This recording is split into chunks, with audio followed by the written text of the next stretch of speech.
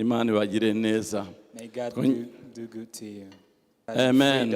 Amen. Reka tudatinze twinjire mu ijambo ry'Imana. Without being tarry, let us jump in the word Yohana of ibice God. bibiri umurongo wa mbere tugeze kwa kane.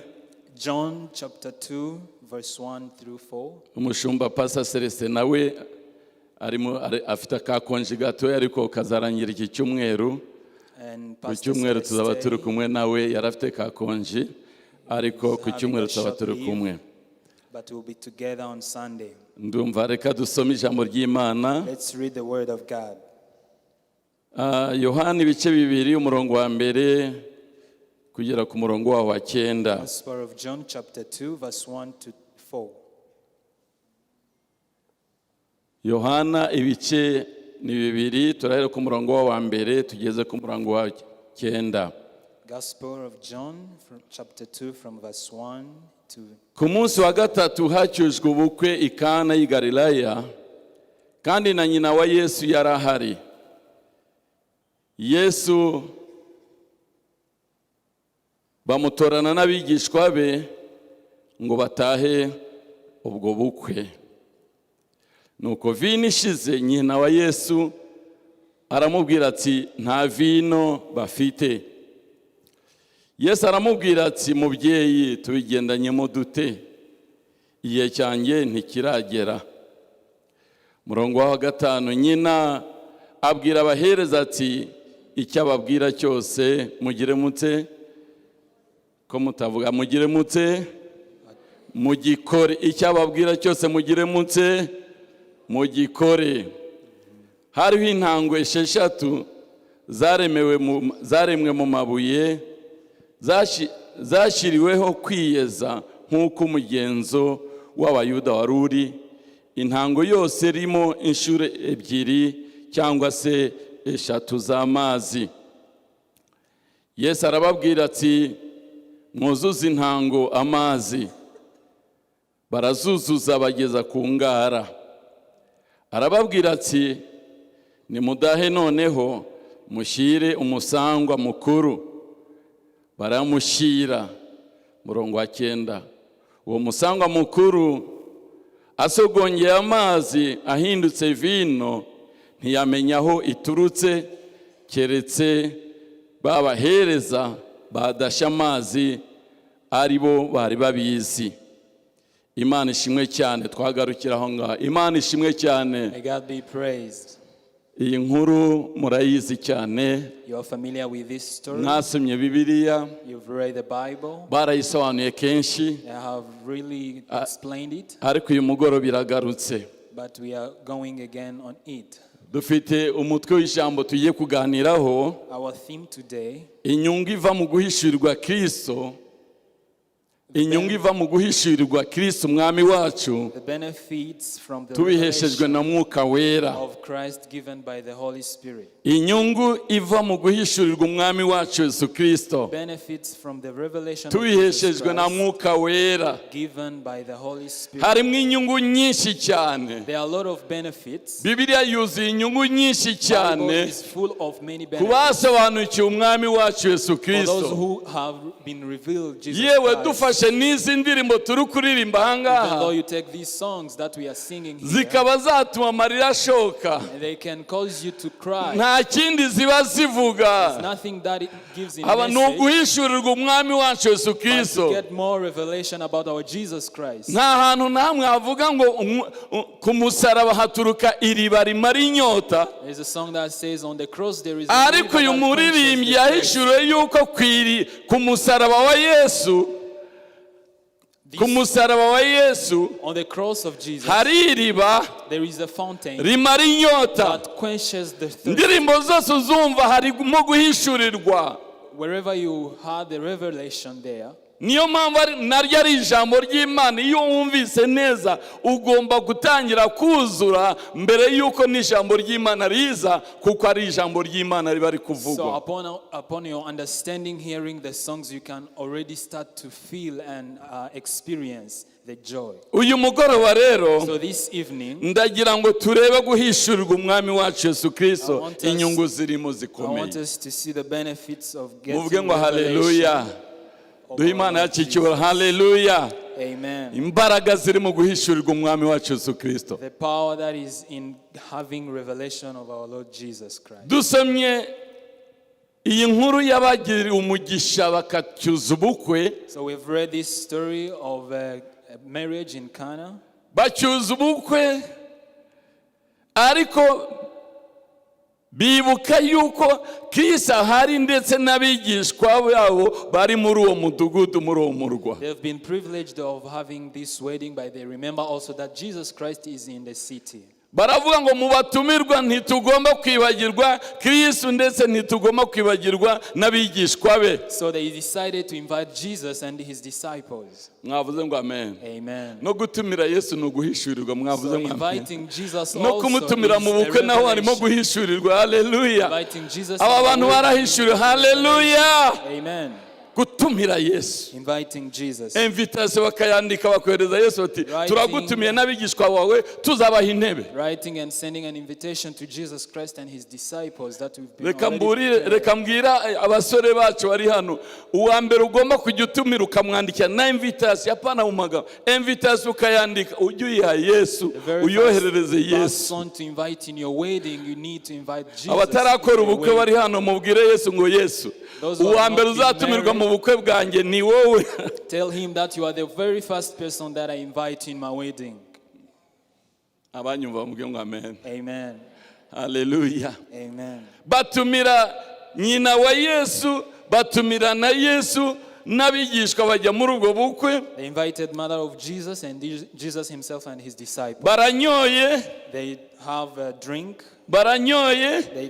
They have Sinzi quantity yari hari uko yari imeze, I don't know the quantity, ariko ngo vino irashize. but the wine runs out of their water pots. Ishobora kuba yarashize benshi bataraba servi, ahubwo bagomba kuba benshi batari babaye servi, igomba kuba yarashize bagiserva abantu. And it's possible that the wine runs out of the water pots without serving everyone there in the Kuko iyo baserva abantu simbona ukuntu Mariya ari kuvuga ngo nta vino ihari we. because I don't know a reason for Mary to wonder if there is no Iyo baserva wine. bose sinzi niba Mariya ari kuvuga ngo nta vino bafite. I don't know if this would happen if the Ntabwo wine is still batubwira niba there. iyo ari vino yagombaga kuhanyura ubwa kabiri cyangwa se bari bamaze kuba servi cyangwa se bagombaga, ariko yaravuze ngo nta vino bafite. Mary said they don't have wine. Hanyuma nta vino bafite. Reba nawe Yesu bamwita umwana w'ikira. Yesu bamwita umwana w'iki? Do we call Jesus? Umwana w'umubaji. He's a son of carpenter. Bamwita umwana w'umubaji. Se Yosefu yari umubaji, barababaji, ntabwo bakoraga vino, barababaji. His father was carpenter. They did not good in making wine because they did carpentry. Tekereza noneho Mariya So think of Mary agiye kubwira umwana w'umubaji going to tell a son of carpenter nta vino bafite. that they have no wine. Nibaje ese wabo So I was wondering, bengaga vino, did they make wine akaba yarazi ko Yesu ari umwenzi wa vino? so that Jesus might even know how to make wine? Ese noneho muri ubwo bukwe hari imizabibu yashangwe Yesu yenga iki? Was there grapes to make Niba wine turi kumwe from mu them? haleluya. Amen. Ndagira ngo tugendane haleluya. Hallelujah. Ndagira ngo duhishurirwe haleluya. Hallelujah. Ese ibyo ndi kwibaza nawe uri kubyibaza? Are you wondering of the same thing that I'm wondering of? Icyatumye Mariya abwira Yesu ngo nta vino bafite, What causes Mary to tell Jesus that they have no wine? nuko yarazi ko Yesu ari umwenzi wa vino. Did she really knew that Jesus was a man who could Iwabo make yari wine? yaramubonye yenga vino se? Did she saw Jesus making wine at home? None se muri ubwo bukwe So in that wedding, yagiraga ngo abigenza ati? how did Mary wanted Jesus to perform or do something? Yagiraga ngo ayivane. Where did she wanted Jesus to Atuma go? abigishwa be se bajye kuyigura mu mudugudu mu murwa, atuma abigishwa be se? Did she intended to make Jesus bring wine? Nta vino Disciples? bafite. They didn't have wine. Yesu aramubwira ati mugore we mubyeyi tugendanye mu dute kw'igihe cyanjye kitaragera. So Jesus said to her, woman, what does your concern have to do with me? Ntiyaceceka ngo agende ashyire ukuguru kuko navuge ngo basi icyo navuze hari hahandi sinzi niba muringara uwanyibutse iringara niba agonze poto muringara babivuga ngo gushyitisi nibuka ukuntu babyita abeti poto yo nari ntangiye kukibagirwa abeti kubeta poto rero kubeta poto ni ukuvuga ngo bamuhaye igikuta mu kinyarwanda yabisobanura ngo bamuhaye iki igikuta ni ukuvuga ngo ni esheke abwiye Yesu ngo nta vino bafite. So Mary told Jesus that they have no wine. Mubyeyi tubigendanye muduti bingibi koko. And Jesus said, what is your concern, woman? Kwigihe cyanjye kitaragira gitse. For my time, my hour has not yet come. Igihe cyanjye ntikiragira gitse ntikiragira. For my hour has not yet come. Ntabwo Mariya yagiye ngo yicare. So Mary did not go there. Ahubwo yagiye kubahereza aravuga ngo icyari bubabwire mugikore. But she told them, whatever he says to you, icyari bubabwire mugire mutse. Whatever he says to you, do it. Ndagira ngo mwumve Mariya. I want you to listen to Mary to understand. Ndagira ngo mwumve guhishurirwa kwe. I want you to hear this revelation of Mary. Mwumve Mariya wamutwise amezi 9. Hear about Mary who conceived him 9 mwumve months. Mariya wagendewe na marayika. See Mary here who was visited by angel. Marayika akavuga ngo iyo nda ntabwo ari isanzwe. An angel told her that this womb is not the same. Mwumve Mariya wafataga amagambo Bibiliya tuvuga muri Luka ibice 2. So Luke chapter 2 says, umurongo wa 19 verse 19. haratubwira ngo bakajya bavuga ayo magambo yose Mariya akajya agira se. It reads, ariko Mariya abika ayo magambo yose. But Mary kept all these things mu mutima we and pondered akajya agira se in her heart. Oh, hallelujah. Ndagira ngo muri uyu mugoroba mwumve hallelujah. Hallelujah. Ayabika mu mutima we. She kept these words in her heart and arayibagirwa. Did she forget about that? Arayibagirwa. Did she forget about that? Arayirengagiza. Did she akajya yatekereza. But it says she pondered them in her heart. Aya Simoni arayatekereza. She pondered or she gave a ayo umukecuru rukukuri Hana arayatekereza. Anna pondered about those words. Aya marayika arayatekereza. She pondered about the words of angel. Ayo bamubwiye yose ntiyayajugunye hasi yarayafashe ayabika mu mutima we akajya yatekereza. All the words that they told her, she kept them in her heart. Dore imbaraga ho zituruka mu guhishurirwa Yesu. So this is the power of having revelation about Jesus. Dore imbaraga ho zituruka mu kumenya guhishurirwa umwami wacu Yesu Kristo. This is the source of having revelation about Jesus. Nukubika mu mutima wawe. Is to kept in your heart. Ntugire ibikurangaza hano hanze. And do not get distracted ukajutekereza ibyo bavuze. You are pondering whatever words that they spoke. Iyo niyo ntambwe ya mbere. So that is the very first step. Yo guhishurirwa no kutangira. About getting the revelation. Muvuge hallelujah. Hallelujah. Hallelujah. Yesu icyubahiro. Hallelujah. Abumva ko ari hano hallelujah. Amen. Ntambwe ya mbere niyo. That is the first step. Kibazo tugira nicyo. So that is the question that we have. Nuko duhunika tugahunika. We have the problem of keeping and keeping. Dimanche bigishije ukwezi barigishije umwaka barigishije barahunitse. They gave a sermon on Sunday, in a year, in a month, but we just kept there. But we need to keep what we ponder about. nta meditation tugenda ngo twongere dusubire mu byo twumvise. We are lacking having meditation about the word of God. Ikibazo cyo guhishurwa naho gishingiye. So that is the problem where about not getting the revelation. On ne fait pas la méditation sur la parole de Dieu. We do not have meditation about the word of God. Urahunika gusa. You just keep it. Hari abahunika hari n'abadahunika. So there is those who keep the word of God, but there is not. hari abo umujura aza kwiba ibyo bamubwiye byose bakabisahura. There is who the stealer, umujura akaza akabisahura, who the stealer grabs the word of God out of their akabisahura mu heart, mutima. who just take out the word from their ariko hari heart. n'abandi bagira batse bagafata bagahunika gusa. There are those others who keep the word of God in their hearts. ariko umushumba ku cyumweru yigishije irihe jambo, But the pastor say the word on uvuga Sunday. butumwa yigishije irihe jambo, Which kind of word they iriya jambo preach. yigishije ndashaka kongera kurisubiramo ndyumve neza. I want to ponder much about the word that the igihe pastor has uzavuga ngo preached. ngiye kongera So the kuritekereza, time you will decide about pondering about the word of uzaba God uhaye umwuka wera inzira yo kuza kuganira is the step nawe. of giving the Holy Spirit the place to talk with you. abari kunyumva muvuge ngo amen, Amen. abari kumwe nanjye muvuge haleluya. Hallelujah. igihe cyose uzafata ijambo ry'Imana Every time you take the word of kavuga God, ngo iryo bigishe ngiye kongera kwicara umwanya nditekereze. you decide and commit yourself to think, to ponder about the word of God. mwuka wera ngiye kongera kuganira muri iri jambo And you say, numvise. Holy Spirit, I'm going to again ponder about this word. umwuka wera So the Holy Spirit azaguha ibirenze n'ibyo umwigisha yigisha, will give you even much better about what the preacher. azaryagura muri wowe. He will expand the word of God, tangira wumve ni wowe ryandikiwe.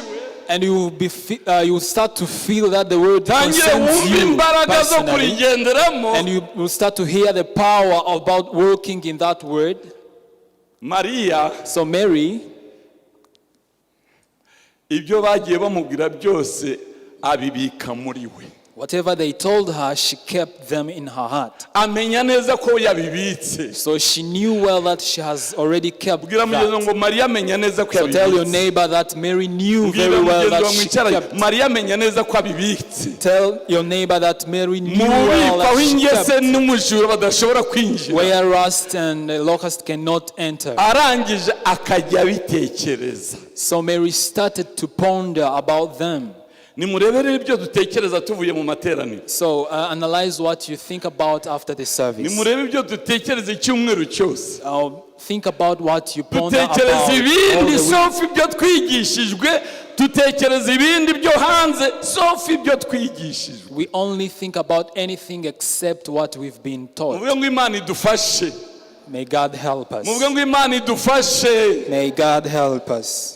guhishurirwa kwacu kuzava mu gutekereza ibyo umwuka wera yazanye kutwigisha biciye mu bagaragu bayo, niko guhishurirwa kwa mbere naho ngaho bituruka. So the very first step of having revelation is about to keep the word of God that we have received from the servant of God and umva ponder inyungu about rero him. iri kuri mariya, icyo mariya yungutse, So let us see what Mary has received. ibyo yari yabitse, What she has already ibyari kept, bimwuzuyemo, what was in full, or byamuhishuriye brought the umuntu revelation. udasanzwe, byamuhishuriye umuntu udasanzwe, It gave her revelation of byamuhishuriye umuntu ufite extraordinary.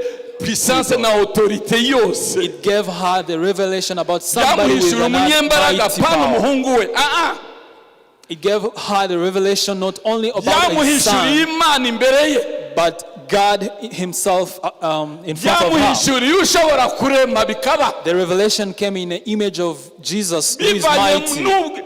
byarabize muri yo kubira.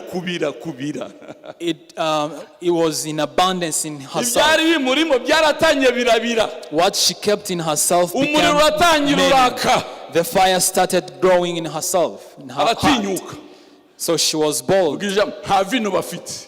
Then she told him ntabwo ari imbaraga za mariya, ni imbaraga z'ibyari bimurimo. it was not her power, but the power of Oh, something that it was hallelujah. in herself. ntabwo ari imbaraga za mariya, ni ibyari birimo byamusunitse, ni moteri. It's not about Mary's power, but what she had in buriya her. umwegere mariya hanyuma heart. nawe wamvuza ngo ariko ibi nagiye kubwira Yesu ngo nta vino bafite, nabivanye he? Mary also could have been wondering where she had this idea of telling Jesus that they have no wine. hari igihe uvuga ijambo ryo kwizera ukabona birabaye ukavuga ngo ariko byaje bite kugira ngo ririya jambo rive mu kanwa kanyu. Sometimes you tell people a word of faith and you start to wonder where it came from. ariko riya jambo narisohoye nte mu kanwa kanyu? How comes I came up with this kind of word? Kubwira kanaka ngo uku kwezi tariki 31 z'ukwezi kwa kabiri niba ari kwa gatandatu simbizi uzakora ubukwe. Telling somebody that on 31st of February you'll be having a wedding. Byavuye Where did it come from? Kuba nabibwiye kanaka byavuye. How come I can tell somebody Kandi this kind of information? Byaturutse hari imbaraga zibizamura. So there is this power that is in you that izo mbaraga zibizamura nibyo nabitse. So the power that brings those kind of information is accordingly to the word. Arabari kunyumva mwavuze ngo amen niba muhari. Niba muhari mwavuze ngo amen. Amen. Imbaraga umuriro watse muri Maria. The fire was burning in Mary. Nta vino bafite. They have no wine. Izo mbaraga nizo zatumye tumva nibyo Yesu yamushuje. So that power is the one that caused her not to listen to what Jesus told her. Yuko iyo wizeye Imana igomba gusubiza uko byasa. Standing firm that whatever God has revealed to her will come to pass. Amen. Maria imbaraga rafite. So the power of Mary at that time, zari ijambo ryo kwizera. It was a word of faith. Yuko umuhungu utari umuhungu ari Imana yatwise kandi ari Imana yabyaye yizera imbaraga ze avuze ijambo ryo kwizera ategereza igisubizo kuko yavuze ijambo. So Mary believed the power in his son, but not mere son, but the son, God's son, who was conceived by him, that his power and what he will tell them will come to pass. Amen. Mary, tell your neighbor that Mary is a person like you. It only takes you to bring the word of faith those who have Jesus. So you do not have just a baby in you. Tell your neighbor that Mary conceived a baby, but you, but a king who is in you was raised. Amen. But you have a risen king, is not a baby.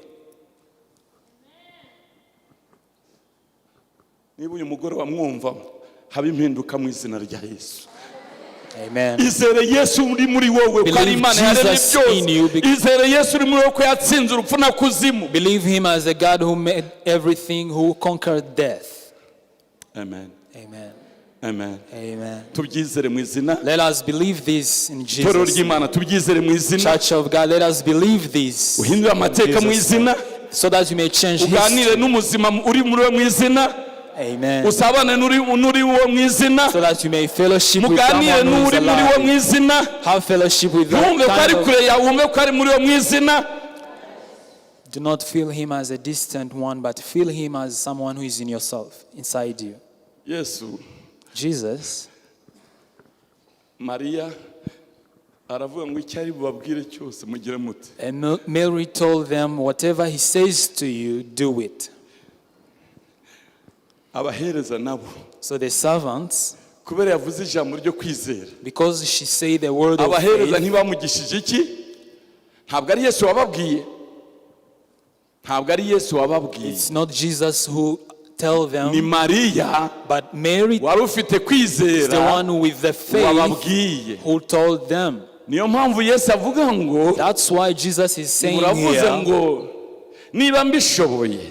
It says, if I am able, it is possible to those who believe. It's possible to those who believe. So it was possible with Mary because she had faith. So she commanded servants. Why? Because she had the power of faith.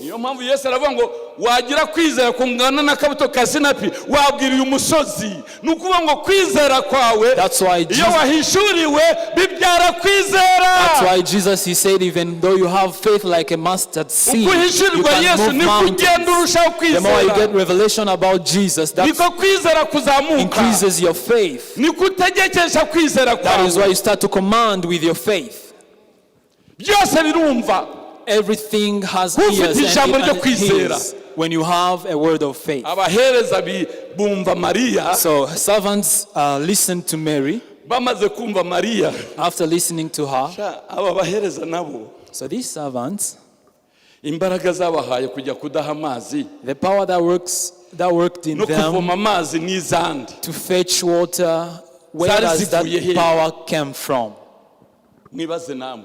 Think about imbaraga that. zabahaye kujya ntibigeze babikora. Where did that power to fetch bwari water bwo came bwa from? mbere bagiye kubikora. It was the very first time. izi imbaraga zabahaye kujya kuvoma amazi bazi. Where did they get power to bring water in the water pots? Ni imbaraga za Mariya. It was the power of Mary. imbaraga rya jambo ryo kwizera kwa Mariya nizo That zabajyanye. was a word of faith from Mary isubize uwizeye. that commanded them so that God will answer to Imana those who isubize believe. ugize ute?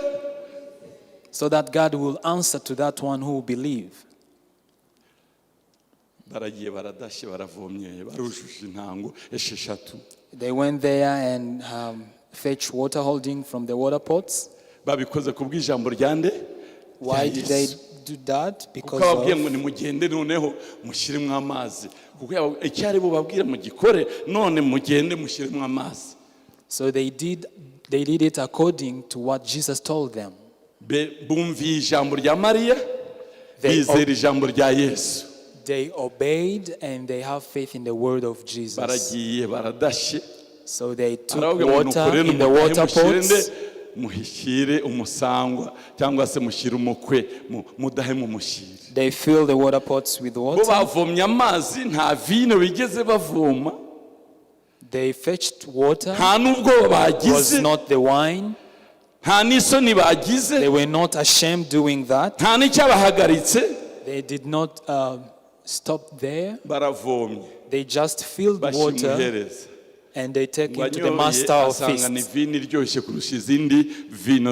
after the master of feast tasted the wine, it was very sweeter than the very first one. Then the master of feast wondered about the one who made that wine. Amen.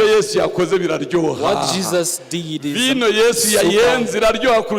the wine of Jesus is sweeter than others. Hallelujah. Amen. Vino iraryoha barasangira.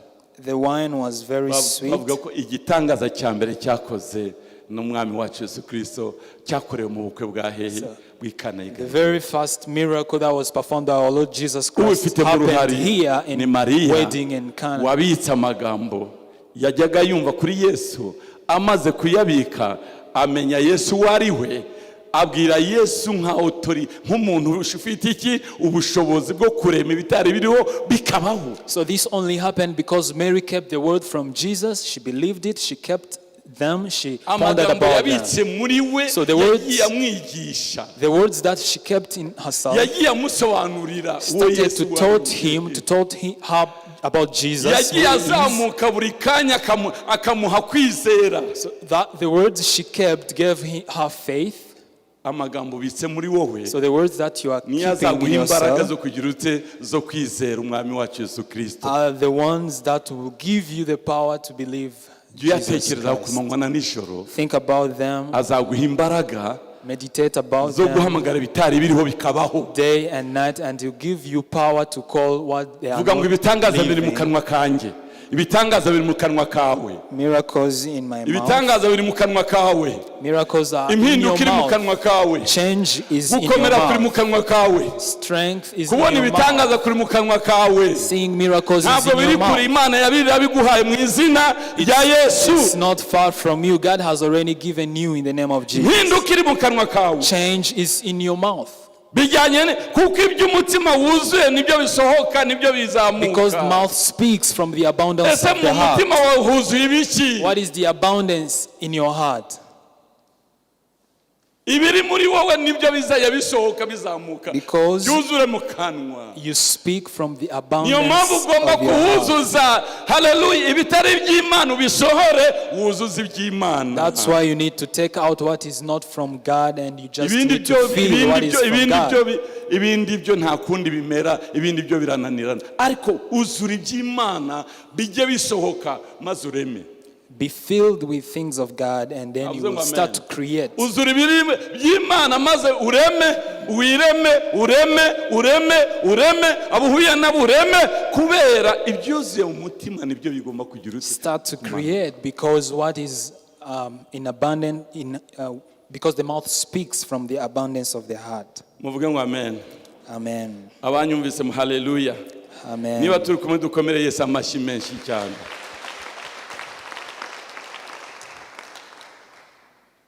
Undi mugabo mvuga mu kanya gatoya kugira ngo dusenge. Another man that I want to talk about, and then we'll pray. Ibindi tuzabiga ku cyumweru.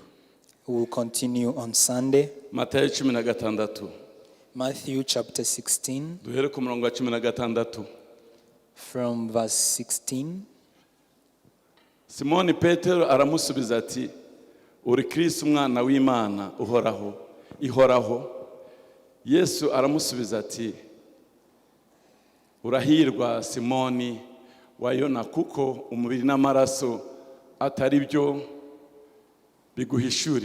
bibiguhishuriye, ahubwo ni Data wo mu ijuru. Komeza. Nanjye ndakubwira nti uri Petero. Muvuge ngo amen. Amen. Kandi nzubaka itorero ryanjye kuri urwo rutare, kandi amarembo y'ikuzimu ntazarishobora. 19.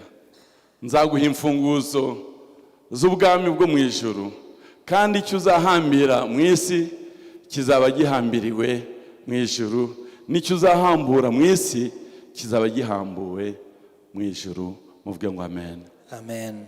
Muvuge ngo hallelujah. Hallelujah. Muvuge ngo hallelujah. Hallelujah. Nimurebe Petero we si inyama n'amaraso biguhishuriye biriya. Jesus said, Peter, this is not by flesh or blood that is. Wihishurwa ko ndi Kristo umwana w'Imana ihoraho, ntabwo inyama n'amaraso bijya bibitanga.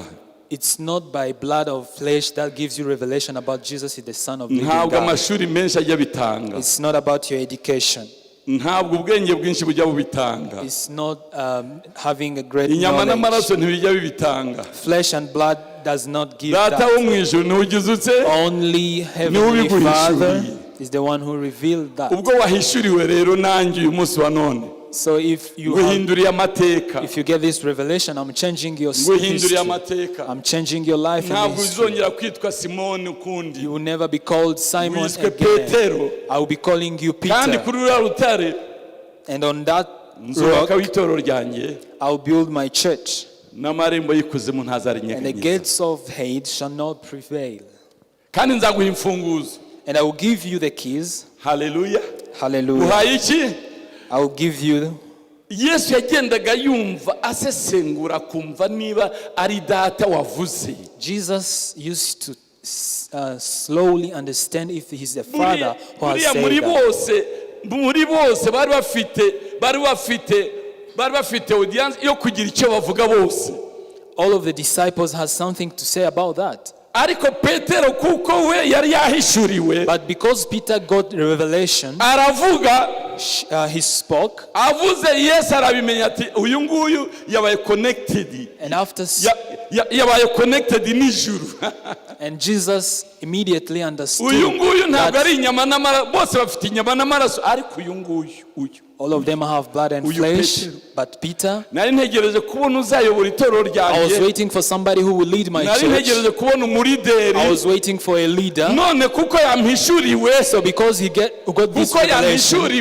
got this revelation, and then he understood that I am the Messiah, and understood that I'm the one who has been sent, as it was prophesied long before, and he understood that I was the one who was sent.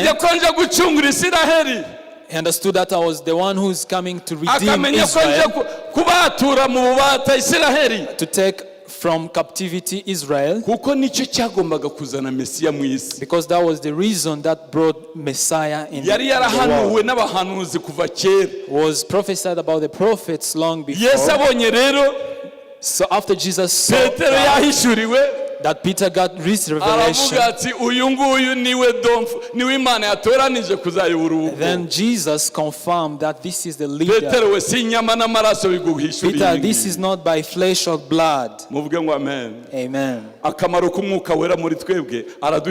So the benefit of having Holy Spirit in us is because He gives you revelation about the mysteries of God. He brings a revelation about mysteries of God. He reveals the mightiness of God. He reveals the love of God. It's not by flesh or by blood. When you lost your pain, you think that God does not love you. When you don't have shoes, you think that God does not love you. When you lost your job, you think God's love is not upon you. When you are sick, you doubt about God's love. Many things come to us and then we start to doubt about God. But when the Holy Spirit is in your life, He shows you even though they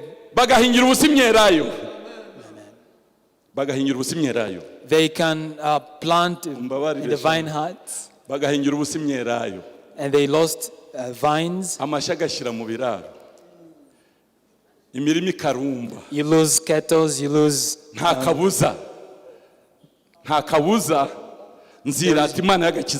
there is no doubt ibyo ntabwo ari inyama n'amaraso bibiguha, ni umwuka wera ubiguha. Nubwo waba muri situation zikomeye, umwuka wera ni ubiguhishurira ugahimbaza Imana muri situation zarizo zose. So the Holy Spirit in you gives you the ability to boast in everything while you don't have something that is tangible. Hallelujah. Amen. Niba turi kumvuga ngo hallelujah. Hallelujah. Inyama n'amaraso bikwereka ibibazo. So blood and flesh shows you the problem. Inyama n'amaraso bikwereka ibyo udafite. Blood and flesh gives you inyama n'amaraso bikwereka ibiriho n'amaso. It shows you tangible things. Ariko umwuka akakwereka ibiri hirya. The Holy Spirit takes you even further. Niyo mpamvu tugomba gusabana n'umwuka wera. That is why we need fellowship. That's why we need fellowship with the Holy Spirit, because He's the one who gives us the hope of things that we do not see. Amen. Amen. Amen. Hallelujah. Hallelujah. The benefits of having revelation. After Peter getting this revelation about Jesus, who He is,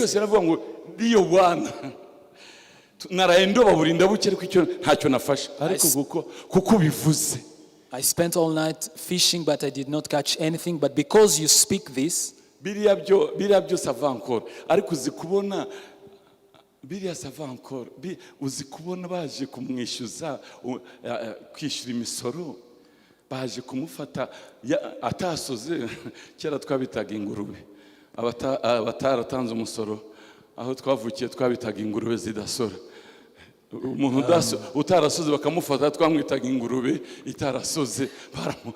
Twarasoraga mwebwe shaho mwavutse ku ngoma nziza. We used to call those people who do not pay taxes pigs. Nta musoro mujya mutanga mwebwe. You do not give taxes. But for us, ababyeyi bacu barabafataga gusora. Our parents were pushed to pay taxes. Bakamusaba iki? Bakamusaba ibarata niki? Bakamusaba kitansi igaragaza yuko wagize bate basoze. And then they used to request them the receipt of taxes.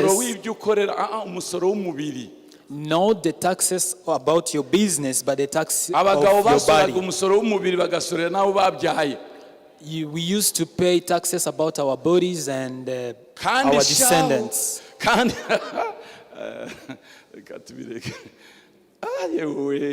Kuza nijoro bakaza saa 9 z'ijoro kuza kugufata kubera igihumbi kimwe utarasora.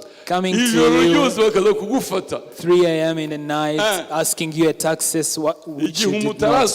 Bakagutwara ihene igura ibihumbi. And if you didn't manage to pay taxes, they grab your. Mubeke wa mugani. Baza ku Petero we ntabwo wasoze. So they asked Peter, you didn't pay taxes.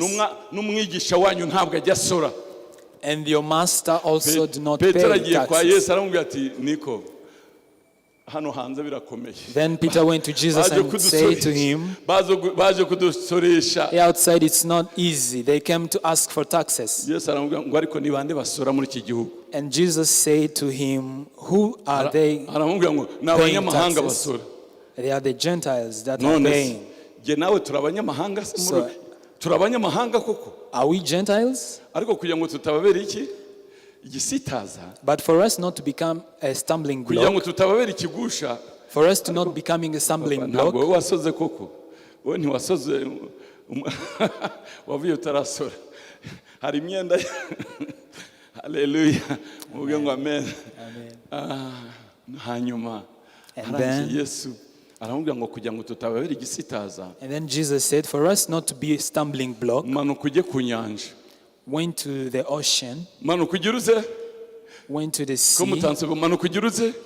Please go to the sea. Banki yacu iri hehe? Where is our bank? Nta hantu banki ya Yesu itaba. No mu nyanja ni banki ya Yesu. Manuka ujye ku nyanja. Even the sea we can find our bank. Ifi ya mbere uri bubone. And then Jesus said to Peter, go in the sea and then you fish. The very first fish you behold. So Peter, it's not a kid. It's not a kid or a baby. He was a man. Go to the ocean.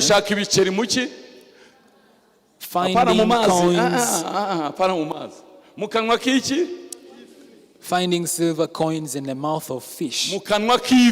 In the mouth of fish. So the first fish that you will catch, you will find 2 silver coins.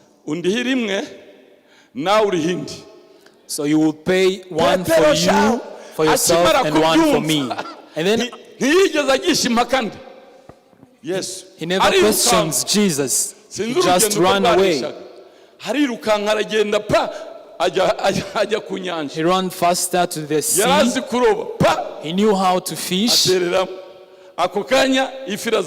And then he catch the first fish. He opened the mouth of fish. And he found 2 citadels of coins. Hallelujah. So is this kind of Jesus of yours? Do you have the same Jesus? Is this kind of Jesus which we have? Is he the same Jesus as yours? Is he our Jesus? Holy Spirit is asking you if you have followed the very same Jesus of Peter. He opened the mouth of fish. So he found 2 citadel coins. So he went to the tax collectors, waiting for a man who went to the sea to find 2 citadels. What do you think if he would have not found the 2 citadels? But in all, Jesus wanted to show his power. Jesus wanted to reveal himself about. Jesus wanted to reveal himself to his disciples and to Peter. yari kubanyuramo wenda akakwepa nkuko hari igihe yigeze kubakwepa ariko yaravuze ngo no ngiye kwerekana imbaraga zanyu. He would have used different methods, but he decided to show them his power. Bajye bagendera ku guhishurirwa kwanjye kwizera imbaraga zanyu bajye bazigenderaho kuko nzabasiga bagomba gusigarana kashe yo kunyizera. He wanted to reveal himself about them so that they will walk in his power afterwards. Petero ari amafi yarayabonye menshi cyane yarayaroba bunda mucya. Petero agiye kubona iki abona citadelle. Petero yabonye byinshi Yesu yagiye amwiyereka umunsi ku wundi uwariwe. Peter has really so many things about Jesus. Yahishuriwe ko ari Mesiya wavuye mu ijuru. Because he has got this revelation about that he's the Messiah who came from heaven. So possess the things that will reveal Jesus to you. Praise God. Praise Jesus. Hallelujah. To you. Abamumenye muvuge ngo hallelujah. Amen. Abamenye Yesu hallelujah. abatunze Yesu muri bo. Hallelujah, hallelujah. Toro ry'Imana. Church of God, tunze nde? Who do you possess? Uganira nande? Who do you talk to? Wizeye nde? Who do you believe? Hishurirwa wo Yesu. Harimo inyungu nyinshi kuri wowe. There is a lot of benefits to harimo you. inyungu nyinshi kubo mubana. There is a lot of benefits harimo inyungu nyinshi ku itorero ry'Imana. To the church of harimo God. inyungu nyinshi ku muryango wawe. A lot wawe. of benefits to your family. Hallelujah, hallelujah. Kugeza igihe uzaba ngo niba mwumva mvuga sijya ukivuga, ni Yesu uvugira muri gihe. Until the time you will testify that it's no longer you who speak but Jesus in you. Umunsi wa mbere bazakugisha impaka. So the very first day they will question you. Bavuga ngo ibyo avuga byose mubikore, twaramubonye. Hallelujah. Oh, hallelujah.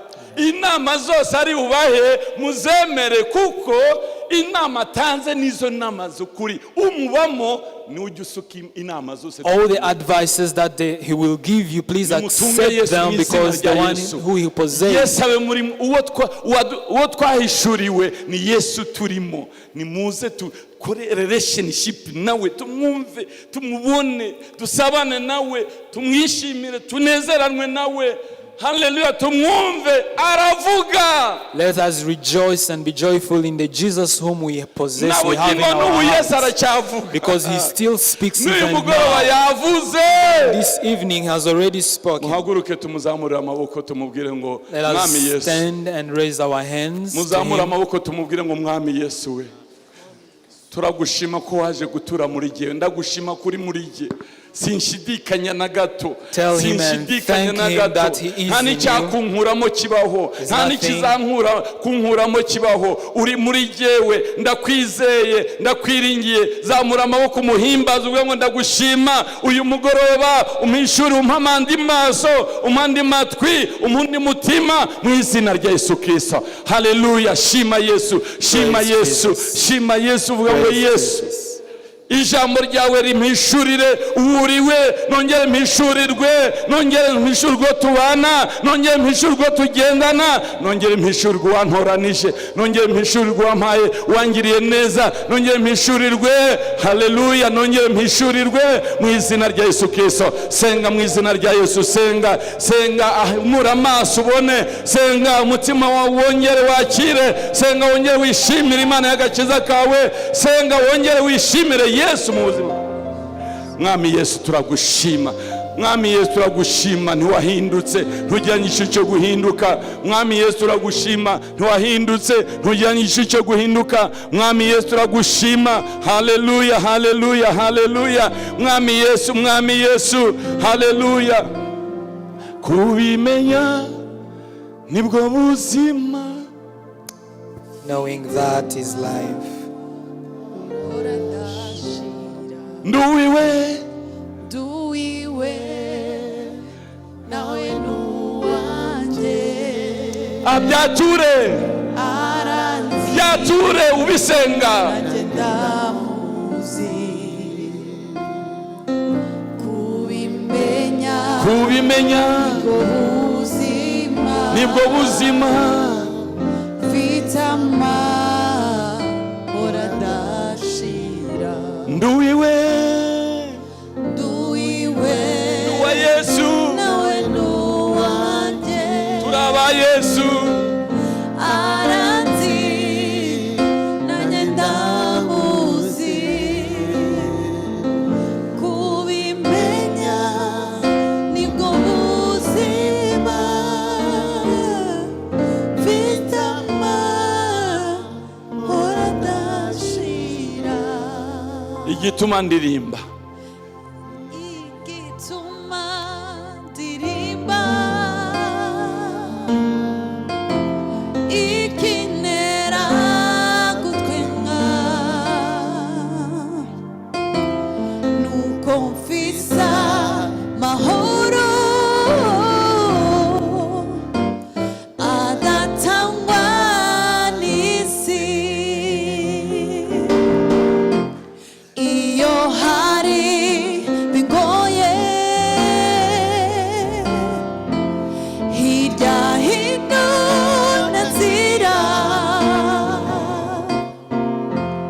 numva ijwi ry'umukunzi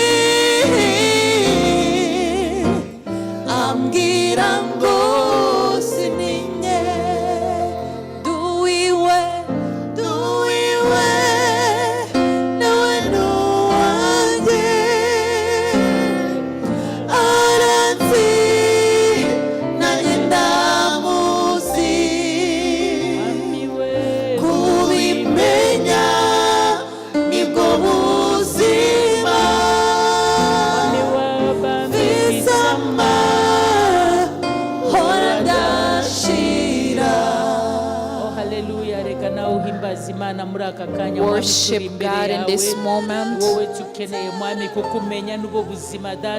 knowing you is life.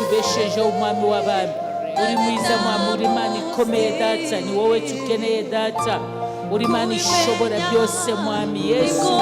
Reka mwami tukubone data, reka tumve wowe Yesu, uri mwiza mwami kandi urakomeye mwami, turi imbere yawe tugenze uko ushaka mwami w'abami. Kukumenya nibo buzima mwami, kukumenya mwami nibo buzima, kukumenya nibyo bituma tuhagarara hano data, kukumenya nibyo bituma mwami tuvuga uyu munsi mwami, kukumenya nibyo byatuhaye gaciro mwami. Mana kukumenya Mana kukumenya nibyo byatuhaye agaciro Yesu. Turashima wowe, turakukeneye data, reka mwami tufashe muri umugoroba mwami, tukeneye imbaraga zawe, tukeneye wowe data, presence yawe mwami niyo yatutandukanije n'abandi bose mwami. Presence yawe ituha imbaraga mwami, presence yawe mwami tutandukanije n'icyaha. Presence yawe data, kukumenya mwami nibyo bituma duhagarara neza, kukumenya mwami nibyo bituma tugenda neza mwami. Yesu ni wowe tukeneye mwami, reka mwami tugenderere muri umugoroba data. Umupapa uri hano akubone mwami, umumama uri hano akubone data, umukobwa uri hano mwami yumve wowe data, umusore uri hano yumve wowe Yesu. Uri mwiza mwami, uri Imana yacu, uri Imana ikomeye data, uri Imana ishobora byose Yesu. Kukumenya nibwo buzima mwami, kukumenya nibyo bitubeshejeho mwami, kukumenya nibyo bituma tuvuga data, kumenya ijambo ryawe, kugendera muri wowe data. Oh haleluya Yesu, uri mwiza. Mwandisi wa Zaburi yavuze mwami, kuko ijambo ryawe data nicyo tabaza ry'ibirenge byacu, nicyo rimurikira inzira zacu mwami. Oh haleluya, uri mwiza mwami, uri Imana ishobora byose, uri Imana nyamana data, uri Imana ishobora byose mwami. Turagushima data ko dukunda, turagushima mwami kuko turi abana bawe, turi ubwoko bwawe Yesu. Hakwikuzo n'icyubahiro mwami w'abana. Mana turashima wowe, urakoze mwami w'abana, urakoze data, uri mwiza mwami. Oh haleluya Mana ushoboye byose mwami. Mureke twese tufatana mu maboko hanyuma tusenge muri aka Let's all hold our hands and pray. Gerageza ufate mugenzi wawe ukwegereye. Hold your neighbor. Niba wicaye wenyine, kenshi tukunda kubabwira igihe waje mu nzu y'Imana ujye ugerageza kwegera mugenzi wawe. Let's all get together and hold your neighbor. Kumenya Imana nibwo buzima. Knowing God is life. Mu Kuva igice cya 28 in Exodus chapter 28, the Bible says if you follow these commands, you will surely be blessed. As long as you ponder the word of God, there are blessings that come upon you. The word of God, there is a separation and a difference. Let's pray for each other, for us to know and to love God, for us to be separated. There is a favor of God and the glory of God upon you. Hallelujah. Hallelujah. Knowing God, that brings favor upon you, and that makes you an insightful man, and it gives you the intelligence and knowledge to know how to live.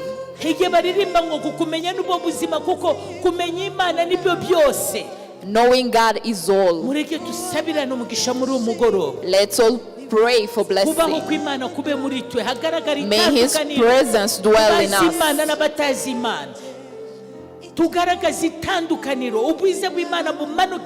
For us to be separated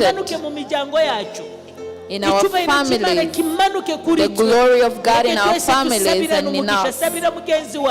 Pray for your neighbor. Muri umugoroba tukeneye imbaraga zawe data, itorero ryawe turi imbere yawe mwami, udufashe data. Mana turashaka wowe gusa, watubiye ngo igihe tugendera mu mategeko yawe ari imigisha ituzaho. Mana tukeneye ubwiza bwawe, tukeneye icyubahiro cyawe data, tukeneye presence yawe niyo yatutandukanije n'abandi bagore, presence yawe niyo yatandukanije abagabo bacu n'abandi bagabo, presence yawe data niyo yatandukanije abana bacu n'abandi, presence yawe mu itorero. Reka mwami tukubone tukumve data, icyubahiro cyawe kigaragare muri twe, icyubahiro cyawe kigaragare mu miryango yacu, icyubahiro cyawe kigaragare mu buzima bwacu, mu izina rya Yesu Kristo. Ibikuta byose biduhagaze imbere bituma tutamenya ijambo ry'Imana, tutagendera mu kuri kw'Imana, turabisenya mu izina rya Yesu Kristo, mu izina rya Yesu Kristo. Tukeneye imbaraga zawe mwami, tugendere mu ijambo ryawe, tugendere mu kuri kwawe, tukumenye data, kukumenya nibyo bituma mwami tubona mwami w'abami akakiza, kukumenya data. Oh haleluya, uri mwiza mwami, uri Imana ikomeye data. Reka cyubahiro cyawe mwami kibe kuri twe, ubwiza bwawe bugaragare mwami. Nous voulons être Seigneur un parfum de bonne odeur papa, que ton peuple Seigneur, que tu puisses nous bénir Yahweh, au nom de Jésus Christ.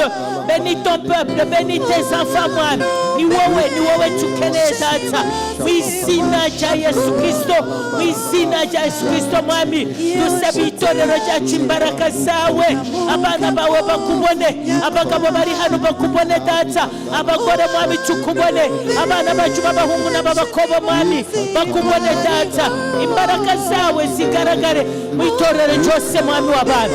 Uri mwiza kandi urakomeye, uri amahoro yacu, uri cyubahiro cyacu mwami, uri imbaraga zacu mwami w'abana. Mana uyu mugoroba ni wowe tukeneye. Oh haleluya, uyigaragaze n'Imana, garagaze n'Imana data, garagara hagati yacu. Que ta gloire revienne encore parmi nous Jésus, que ta gloire revienne encore parmi nous, que ta gloire revienne parmi nous Yahweh. Seigneur, que ta présence soit réelle dans nos familles, que ta présence soit réelle papa dans notre vie, que ta présence soit réelle Yahweh, au nom de Jésus-Christ. Ta présence mon Dieu, ta présence nous distingue des autres, ta présence nous donne de la valeur, ta présence papa Seigneur Dieu de gloire nous connecte avec toi, ta présence Yahweh, ta présence ma forteresse. Uri mwiza mwami kandi urakomeye, uri w'igitangaza mwami w'abana. Turashima wowe data, gloire et louange à toi Père. Merci ma forteresse et mon rocher. Uri Imana ikomeye data, uri Imana ishobora byose mwami. Turashima wowe gusa mwami, tuzamuye mwami amaboko yacu. We raise our hands. Thank you for your goodness and for your word. Mary had what she kept. She kept pondering it. Father, we need to know your word.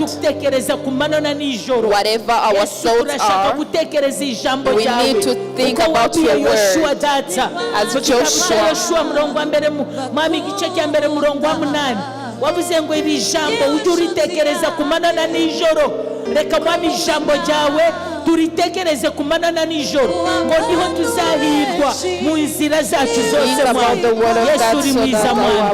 Oh haleluya, gloire et louange à toi Père. Nous te bénissons Père. Thank you, Jesus. Nous t'élèvons au-dessus de tout Papa. Gloire et louange à toi Papa. Nous te bénissons Papa. Que la gloire te soit rendue pour ce moment. We bless your people so that we may know you, we may hear you. Help us to ponder your word, because your word is a light to our path, so that we may light our path. May your word guide us. May it be a light in our home, light in our work, light in this journey. Be with us. Guide us. Give us to think the word. We speak blessing to your people. ubagirire neza mwami, Speak ubahe blessing to guhagarara your mu ijambo ryawe, children. ubahe guhagarara mu rukundo Let's stand rwawe firm data. to your word. Waje arira mwami umuhanagura amarira mu Let those izina who rya come Yesu Kristo. weeping, may Waje them yikoreye imitwaro enjoy. hirya no hino, amaze kumva ijambo ryawe data, reka umuruhure mu izina rya Yesu Kristo, kuko watubwiye ngo abarusha n'abaremerewe unsange nzabaruhura. Reka data uruhure itorero, uruhure mwami umumama uri hano, ruhura data mupapa uri hano data, ruhura mukobwa uri hano, ruhura muhungu uri hano data. Yesu ni ijambo ryawe, twarimenye mwami, twamenye ukuri kwawe. Reka data wigaragaze mwami, tuyaturiho mugisha data. Amahoro yawe aganze mu mitima yacu, amahoro yawe aganze mu miryango yacu, amahoro yawe aganze mu buzima bwacu data, kuko ni wowe usumba byose mwami w'abami. Buri muntu wese uri hano mwami umuhe umugisha, umugirire neza mwami. Amahoro yawe, amahoro yawe data, utuwe kutuza muri wowe, tumve ijambo ryawe, tukumvire mwami, tukubahe data. Mu ibyo tukora byose mwami, tujye tubaha wowe Mana yo mu ijuru. Amajwi yose ari hanze acecetse mu izina rya Yesu Kristo. Turacecekesha mwami bitubuza amahoro, turacecekesha ibintu byose mwami bitukura mu bwiza bwawe, turacecekesha ibintu byose data bitukura kuri wowe mu izina rya Yesu Kristo mwami. Twatuye mugisha ku bana bawe, twatuye mugisha mu itorero ryose mwami, twatuye mugisha ku gihugu cyacu mwami. Uturindire mwami muri iyi si mwami, utuwe kunezerwa hamwe nawe data. Turakushima kuko uri Imana igira neza. Tugiye gutandukana muri aka kanya mwami, ujyane natwe mwami, twese tukubone mwami. Tugaruke hano ku cyumweru tushima izina ryawe ryera mwami. Utushoboze ejo, utushoboze no kuwa gatanu mwami, utushoboze muri veya y'abamama, ni wowe tukeneye data.